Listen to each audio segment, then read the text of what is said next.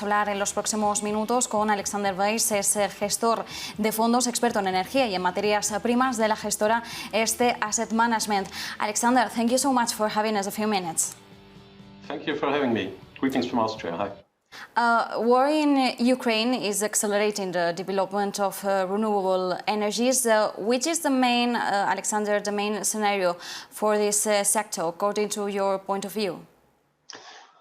Yes, so what we've seen with the breakout of war in Ukraine and Russia is that renewable stocks have outperformed. And what we also have seen is that there's a lot of political will out there now, especially in Europe, to kind of get rid of this dependency we had and still have of Russian oil and gas. So we are an energy importer from Russia, that have been for a long time.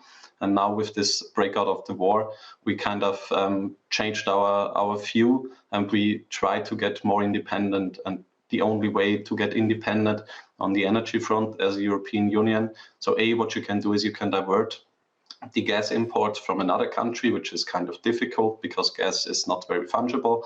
But what's easier to do, what's in our power, I would say, is to build out and accelerate, the shift to renewables. So this was something we have seen before, and it makes a lot of sense for Europe to go with this route because that's the only energy we have in abundance and which we can produce ourselves without being dependent from others. So this is what we have been seeing, and there has been this push out of Repower EU, as it's called, to kind of get this energy independence and this independency from Russia. In fact, more than 40% of European gas imports are from Russia. Europe doesn't have enough gas and oil production to be self-sufficient. An important indicator in this context is the energy dependency ratio. It indicates what percentage of energy needs must be imported. In Europe, the energy dependency is very high. This ratio is at 60%. The question now is what can Europe do? Last week, the US and the European Union announced a plan to reduce European reliance on Russian gas. What do you think about this agreement?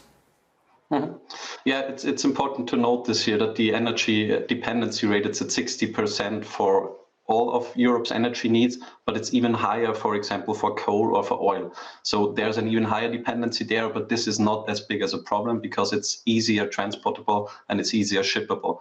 With gas, you have this problem that it's not so easy to actually ship it, and that's why you need LNG, which is liquefied natural gas. So what this is, you have to liquefy the gas beforehand. This is a very complex technical process. Then you have to transport it into LNG vessels. These are LNG tankers, so special ships. And then you can import it and you again need an LNG terminal there. Europe is right now obviously very dependent on the Russian gas. The US has a lot of gas themselves, but they do not have as much LNG capacity. So that means they don't have that sort of terminals to liquefy the gas to make it transportable. So if you want for the US LNG to fully replace the Russian gas, which is the plan obviously of the European Union, right now you don't have the capacity.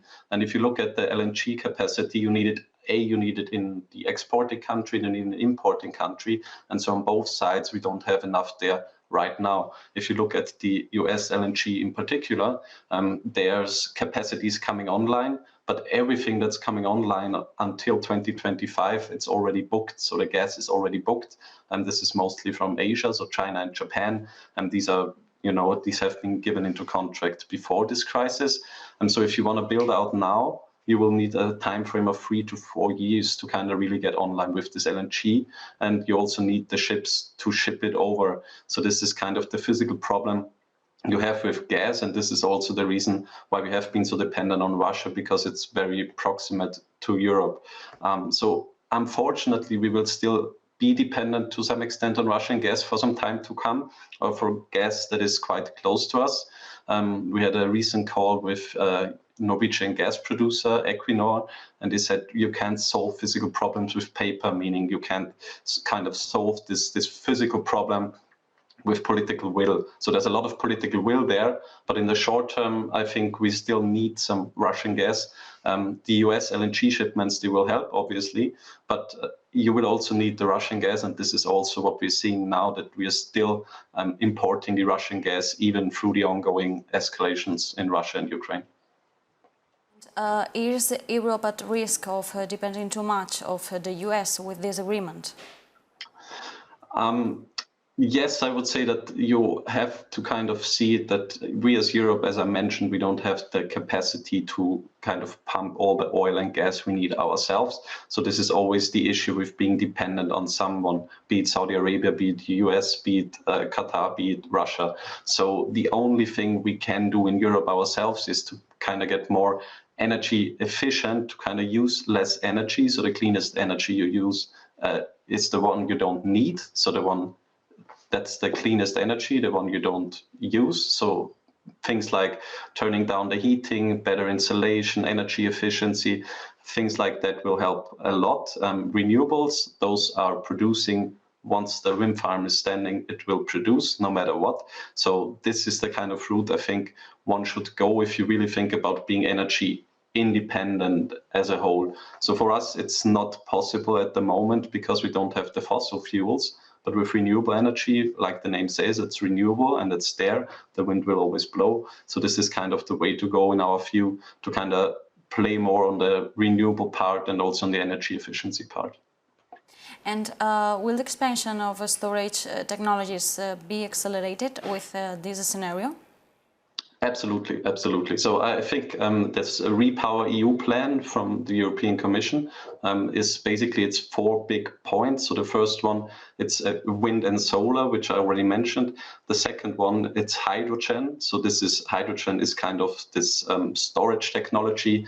You can, if you produce green hydrogen, you can store the energy quite long with hydrogen. So this is a big push there, and we see a lot of investments there. And then there's energy efficiency as well. And the fourth point I would say is also kind of making the single family home more energy efficient with residential solar, with heat pumps. So those are the points there. And also on the storage front, what we see is to just link up solar with batteries, because most of the solar, for example, it's producing during the day, but that's not where most of the energy is needed. So you can just add on batteries, and this will make a lot of sense on the economical side, because you can store it and then you can feed it back into the grid in the evening. And this is something we see as a huge market already. And together with hydrogen, this will be the two main ways to kind of store the electricity in our view. And how can we invest in the energy sources of the future? Sorry, I didn't quite get it. Of the future. Yes, so I think there's different ways to do it. I think there's wind, there's solar, which is already there, and we have the capacity for this. There's many companies in this field. The problem we have right now on this side is that a lot of the projects are kind of stuck in this political environment. They don't get approved. And we call this NIMBY, so not in my backyard. So everyone wants clean energy, but nobody wants the wind turbine in their backyard. So what you will have to do there is, and what we also think will happen is that, you know, the European people will also think deeply about, would I rather prefer to be dependent on Russian gas, on whoever's gas, or would I rather have a wind turbine in my backyard? So I think this is something we will see a lot of progress there, because it's already the cheapest form of energy. It's solar and wind. And so it makes a lot of sense. The only thing is you need to kind of get the approval. And so we think with this, it will be pushed quite a lot. Another thing which I mentioned beforehand, it's hydrogen. So there's a lot of hydrogen players, also a lot of European hydrogen players.